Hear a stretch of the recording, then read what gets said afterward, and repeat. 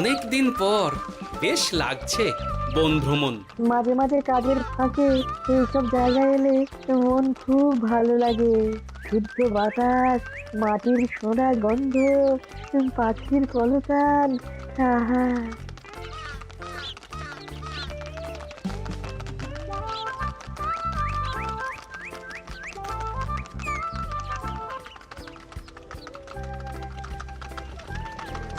মহারাজের রথ থামছে। আমরা এইখানে বসে আজ রাজকার্য পরিচালনা করব। মন্ত্রী, তুমি ঝটপট এখানে বসার বন্দোবস্ত করে দাও। আমি এক্ষুনি ব্যবস্থা করে দিচ্ছি মহারাজ। এই এখানেই আমাদের বসার জন্য ছাউনি করে দাও। এক্ষুনি করে দিচ্ছি মন্ত্রী মশাই। এরা বসার জায়গাটা করে দিক, ততক্ষণ আমরা একটু হেঁটে আসি।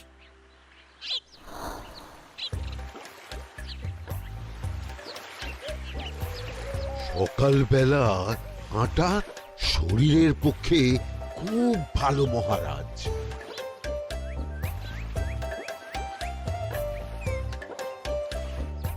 আগেকার দিনে রাজা মহারাজরা এই সব বনে মৃগয়া করতে আসতেন। মৃগয়া একদম ভালো নয় মন্ত্রী। তুমি জঙ্গলে আসছো অন্য প্রাণীদের মারতে। কেন মারবে? ওরা তো তোমার কোনো ক্ষতি করেনি। না, তা করেনি, কিন্তু তখন ওটা রাজা মহারাজাদের খেলা ছিল। শুনেছি আপনার প্রপিতামহ খুব ভালো বাঘ শিকার করতেন, অনেক বাঘ মেরেছেন। মন্ত্রী, তুমি একটা কথা হয়তো জানো না। আমার প্রপিতামহ শিকার করতেন, কিন্তু কোনো স্বাভাবিক জানোয়ারকে নয়। যে বাঘ মানুষ খেকো হয়ে প্রজাদের ক্ষতি করত, আমার প্রপিতামহ সেই সমস্ত বাঘদেরই মারতেন। এছাড়া উনি বন্য প্রাণী সংরক্ষণ করতে বড়ই ভালোবাসতেন।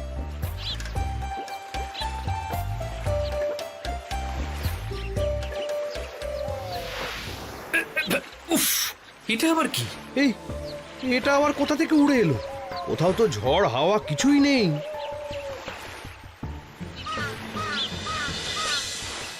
একটা ধাঁধা মহারাজ, এই কাগজে লেখা। ধাঁধা? পড়ো দেখি। জোয়ার ভাটা প্রভুর খেলা, ভাটা হবে হলে বেলা। ভাটা হলেই দেখা যাবে লাল রঙের এক পাথর পাবে। নদীর ধারে গর্ত করে যত্নে সাজাই কলস ভরে। হেথায় হোথায় ছড়িয়ে যাহা, অন্ধকারে জলে তাহা। ঢুকলে চক্ষু ঝলসে যাবে, হাতের কাছে ঘন্টা পাবে। ঠিক ঘন্টা বাজলে পরে পড়বে ঝরে থরে থরে। ঘন্টা যদি হয় ভুল, যেন তুমি হারাবে কুল। ঠিক ঘন্টা চিনতে হলে নকশা দেখো চক্ষু খুলে। সিন্দুক দেওয়ালে হাত দাও, আসল ঘটনা জেনে নাও। ওরে বাবা, খুব দীর্ঘ ধাঁধা। তা মন্ত্রী, তুমি কিছু বুঝলে? এটা একটা গুপ্তধনের নকশা। এর মধ্যে গুপ্তধন কোথায় আছে তার একটা ধারণা দেওয়া আছে। গুপ্তধন? ওটা আমাকে পেতেই হবে, পেতেই হবে। দেখি দেখি, একবার কাগজটা দাও। গোপাল, কাগজটা আগে আমার হাতে দাও, দেখি ভালো করে। এখন নদীতে জোয়ার চলছে গোপাল। একটু পরেই ভাটা শুরু হবে। হ্যাঁ, ভাটা না হলে কিচ্ছু বোঝা যাবে না। এখানে স্পষ্ট লেখা আছে, ভাটা হলেই দেখা যাবে লাল রঙের এক পাথর পাবে। তার মানে আমাদের ভাটা হওয়া পর্যন্ত অপেক্ষা করতে হবে। না, সময় নষ্ট না করে ধাঁধাটার সমাধান করতে শুরু করি। ভাটা হলে একটা লাল রঙের পাথর দেখা যাবে, এই পর্যন্ত পরিষ্কার আছে। বুঝতে হবে ওর পর থেকে। পড়ো গোপাল, চলো আমরা সবাই বুদ্ধি লাগাই। নদীর ধারে গর্ত করে যত্নে সাজাই কলস ভরে। এটার অর্থ, ধাঁধাটা মাথায় বসিয়ে নিয়েছি, এবার কে কি বলবে সেটা শুনতে হবে। চলো গোপাল, আমরা ধাঁধা যেমন যেমন বলেছি তেমন তেমন ভাবেই চলি। চলুন মহারাজ, এখন আমাদের দেখতে হবে লাল পাথর। কোথায় আছে লাল পাথর? চলো চলো সবাই, চোখ কান খুলে আমরা নদীর পাড় ধরে হাঁটি। আমি একটু তফাতে হাঁটি। গুপ্তধন আমাকে একা পেতে হবে।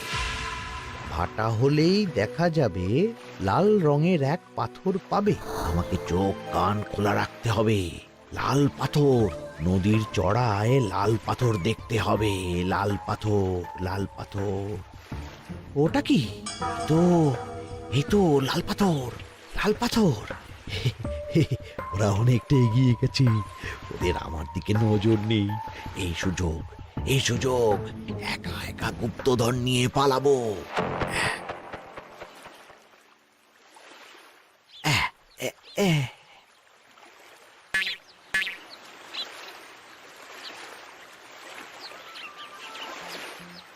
কি গো, আমরা তো হেঁটেই চলেছি, লাল পাথর তো কই দেখতে পাচ্ছি না। আরেকটু হাঁটতে হবে মহারাজ, গুপ্তধন বলে কথা, ওকে আর সহজে ধরা দেয়? সেটা অবশ্য সঠিক কথা। আচ্ছা, আমরা সবাই তো আসছি হেঁটে হেঁটে, মন্ত্রী মশাই গেলেন কোথায়? ও কি যে ঘটে! সত্যি তো, মন্ত্রী কোথায়? ও সেনাপতি, মন্ত্রীকে দেখেছো? কই না তো মহারাজ। তাহলে কোথায় গেলেন মন্ত্রী মশাই? এই জঙ্গলে বাঘ ভাল্লুক আছে, শেষে কিনা বাঘে নিল। হায় হায় হায়, মন্ত্রী গিন্নির কাছে আমি কি মুখ দেখাবো? হুম, বাঘ ভাল্লুকের পেটে যাবার লোক তো মন্ত্রী মশাই নন। ও গোপাল, কি ভাবছো? কিছু তো একটা বলো। এখন আমাদের মন্ত্রী মশাইকেই খুঁজতে হবে। তবে মন্ত্রী মশাই বাঘ ভাল্লুকের পেটে যায়নি। তুমি নিশ্চিত হচ্ছ কি করে? অত পেঁচালো মানুষকে বাঘ ভাল্লুক গন্ধ শুকেই ছেড়ে দেবে, হজম করতে পারবে না। না না না, এখন রসিকতা করার সময় নয়, আমাদের মন্ত্রীকে খুঁজে বার করতেই হবে। কোথায় গেল মন্ত্রী? চলো চলো, গুপ্তধন মাথায় থাক, চলো মন্ত্রীকে খুঁজি। আহ, মন্ত্রী কোথায় গেল কে জানে। একবার পুরো ধাঁধাটা ঝালিয়ে নি। ভাটা হলেই দেখা যাবে লাল রঙের এক পাথর পাবে। ভাটা হয়েছে, লাল রঙের পাথরের মাথায় চাপ দিয়ে গুহার মুখও খুলেছি। এবার এবার নদীর ধারে গর্ত করে যত্নে সাজাই কলস ভরে। এটাই তো ঠিক বুঝতে পারছি না।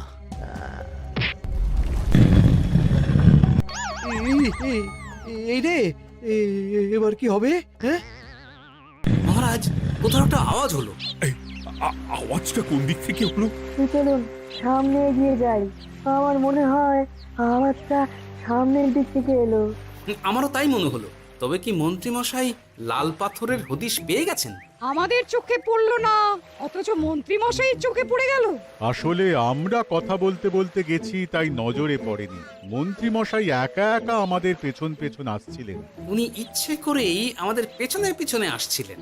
নিজে একা গুপ্তধন নিয়ে যেতে চেয়েছিলেন, এখন কোথায় আছেন কে জানে।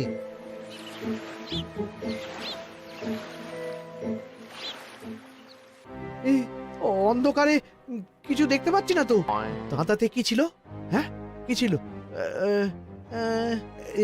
হেথায় হোথায় ছড়িয়ে যাহা, অন্ধকারে জলে তাহা, ঢুকলে চক্ষু ঝলসে যাবে, হাতের কাছে ঘন্টা পাবে। পেয়েছি পেয়েছি, ঘন্টা ঘন্টা ঘন্টাটা পেতে হবে। ঘন্টাটা ঘন্টাটা ঘন্টা। ভাটা হলেই দেখা যাবে লাল রঙের এক পাথর পাবে। নদীর ধারে গর্ত করে যত্নে সাজাই কলস ভরে, হেথায় হোথায় ছড়িয়ে যাহা, অন্ধকারে জলে তাহা, ঢুকলে চক্ষু ঝলসে যাবে, হাতের কাছে ঘন্টা পাবে।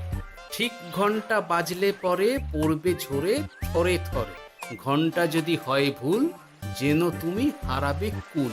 ঠিক ঘন্টা চিনতে হলে নকশা দেখো চক্ষু খুলে, সিন্দুক দেওয়ালে হাত দাও, আসল ঘটনা জেনে নাও। এবারে ভালো করে ঠান্ডা মাথায় ভাবতে হবে। ভাটা হলেই দেখা যাবে লাল রঙের এক পাথর পাবে। সেই লাল পাথরটাই তো খুঁজে পাওয়া যাচ্ছে না, অথচ মন্ত্রী মশাই খুঁজে পেলেন। আওয়াজটা কোথা থেকে আসছিল? এই কাছে পিঠে কোথা থেকে আওয়াজটা আসছিল?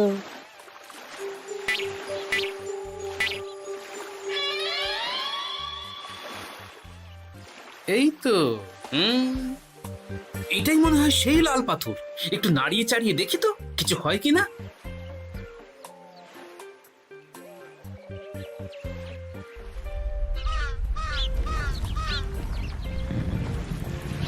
এই তো, কাজ হয়েছে।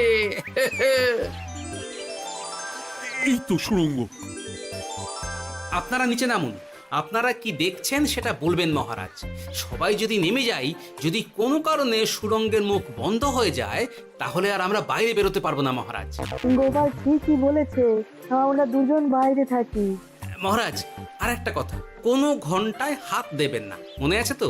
ঘন্টা যদি হয় ভুল, যেন তুমি হারাবে কুল। ওরে বাবা, এই বয়সে আর কুল হারাতে চাই না। ঠিক আছে, তোমার কথাই অক্ষরে অক্ষরে পালন করব। দেখি এই সুরঙ্গে মন্ত্রী মশাইকে দেখতে পাই কিনা। চলুন মহারাজ, সুরঙ্গে নামি। সবাই সাবধানে নামো।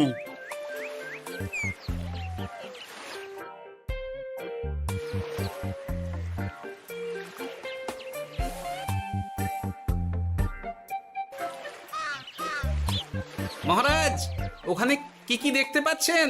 ওখানে কি মন্ত্রী মশাই আছেন? না গোপাল, মন্ত্রীকে এখনো দেখতে পাইনি।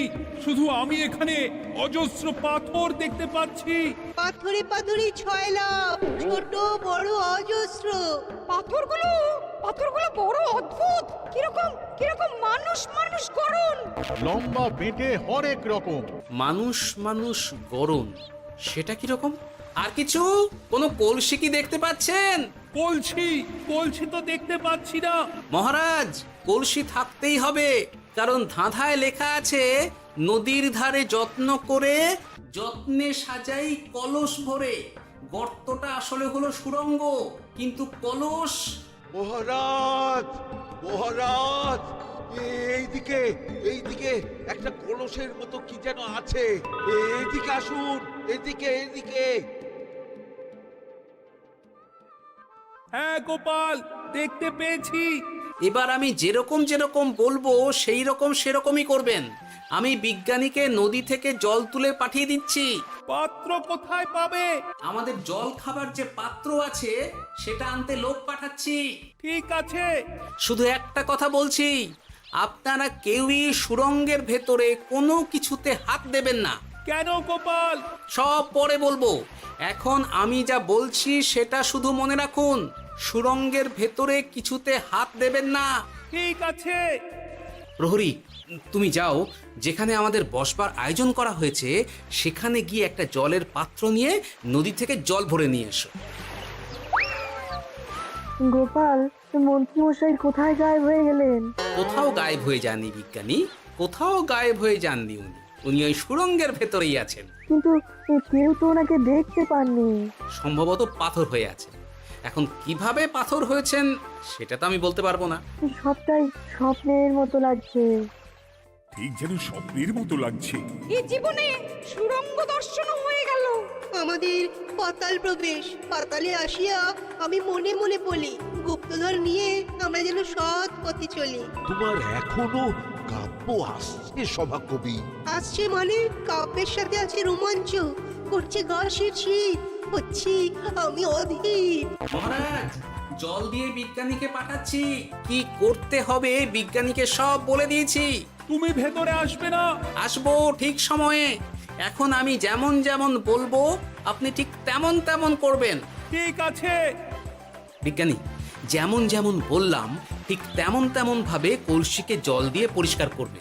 মনে রেখো, ধাঁধায় আছে কলসি সাজাই যতন কর। তুমি একটা কথা মনে রেখো বিজ্ঞানী, কোথাও হাত দিও না কিন্তু। ঠিক আছে গোপাল, তোমার উপস্থিত বুদ্ধির তুলনা নেই। আমি যাচ্ছি গোপাল। সাবধানে সাবধানে।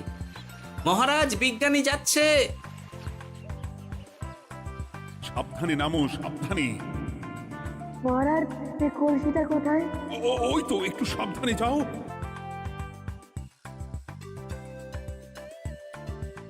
বিজ্ঞানী, কলসির দেখা পেয়েছো? পেয়েছি পেয়েছি পেয়েছি। এবারে কলসিটাকে ভালো করে জল দিয়ে ধুয়ে দাও। কলসির আলোয় সুড়ঙ্গ আলোকিত গোপাল। এরপর কি? ভালো করে দেখুন মহারাজ, কোথাও ঘন্টা দেখতে পাচ্ছেন কিনা। ঘন্টা? একটা তো নয়, সার সার ঘন্টা, অনেকগুলো ঘন্টা। সাবধান, ঘন্টায় হাত দেবেন না, শুধু দেখুন।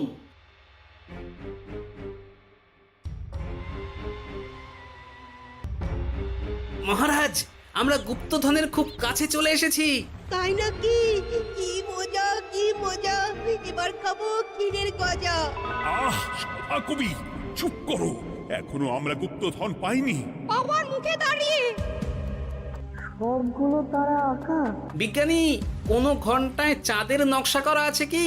একটু দেখে বলো না। আমি আতস কাজ নিয়েই দেখছি, সব ঘন্টাতেই তারা আঁকা। খবরদার, কোনো ঘন্টাকেই ছোঁবে না। ঠিক আছে, কোনো কিছু না ছুঁয়ে আমি দেখছি। পেয়েছি গোপাল, চাঁদ আঁকার ঘন্টা পেয়েছি। ওই ঘন্টাটা বাজাও, বাজাও।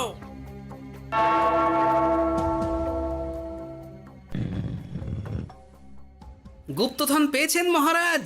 বাঁচাও বাঁচাও বাঁচাও। বাঁচান মহারাজ, বাঁচান বিজ্ঞানী, মহারাজ, মন্ত্রীর গলা পাচ্ছ না? মহারাজ, আমি পাথর হয়ে আছি, আমাকে মানুষ করুন মহারাজ।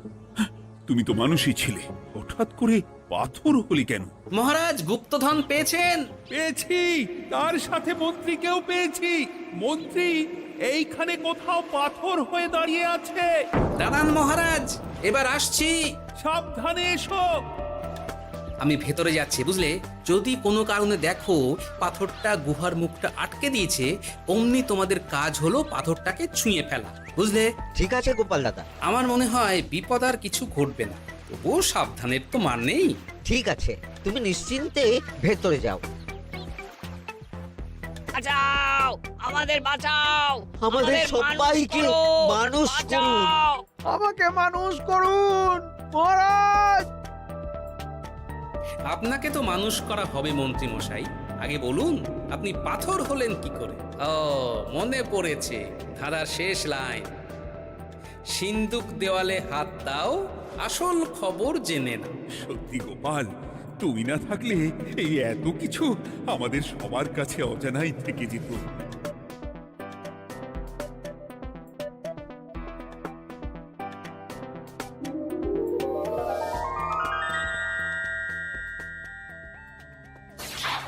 ধন্যবাদ আমাকে মুক্ত করার জন্য। আপনি কে? আমি যক্ষ, আমাকে এই ধন সম্পত্তি পাহারা দেওয়ার জন্য এক ডাকাত দলের সর্দার যক্ষ করে রেখেছিল। আমি 100 বছর ধরে এইখানে যক্ষ হয়ে আছি। আমি তোমার জন্য মুক্ত হলাম গোপাল, এই সম্পত্তি তোমার গোপাল। সম্পত্তি নিয়ে আমি কি করব?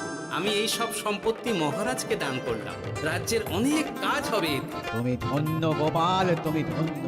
এবার আমার যাবার সময় এসেছে, আমাকে যেতে হবে। যাবার আগে এই পাথরগুলোকে মানুষ করে যান। এরা সব লোভী। আমি আমার সীমিত ক্ষমতায় এই গুপ্তধনের ধাঁধাকে এখানে যারাই ভ্রমণ করতে আসে তাদের হাতে তুলে দিই, কিন্তু কেউ এই ধাঁধার সমাধান করতে পারে না। সবার মনে লোভ কাজ করে, এই লোভ এদেরকে পাথর করে রেখেছে। পাথর হলো কি করে? একটা মানুষ এসে বুক ভরা লোভ নিয়ে আধা পুরো না জেনে পাথরে হাত দিলেই সে পাথর হয়ে যাবে। আমাদের আমাদের আমাদের ভুল ভুল হয়েছে। আর লোভ আর করবো লোভ না, করবো না। আমাদের বাঁচাও। আমাকে মুক্ত করে দিন, আমার খুব ভুল হয়েছে মহারাজ, মুক্ত করে দিন আমায়। তুমি এখানে আগে এসেছিলে, তাই তো আগে এসে ভাবলে নিজেই একা একা গুপ্তধনকে হরপ করে দেবে। এদিকে তোমাকে না দেখতে পেয়ে আমাদের কত চিন্তা হচ্ছিল। যারা লোভী তারা কারো কথা ভাবে না, শুধু নিজের কথা ভাবে। আমাকে আর একটা সুযোগ দিন, আমি আর লোভ করব না মহারাজ। ও, তোমার কথার কোনো দামই নেই। না মহারাজ, আমাকে আমাকে আর একটা সুযোগ দিয়ে দেখুন, আমি আর লোভ করব না, আমাকে মানুষ করুন মহারাজ। আমাদের সবাইকে আমাদের মানুষ সবাইকে করুন। মানুষ করুন, দয়া করে মানুষ করুন। যক্ষরাজ, এদের আপনি ক্ষমা করে দিন। ঠিক আছে, তোমাদের আবার মানুষ করে দিচ্ছি।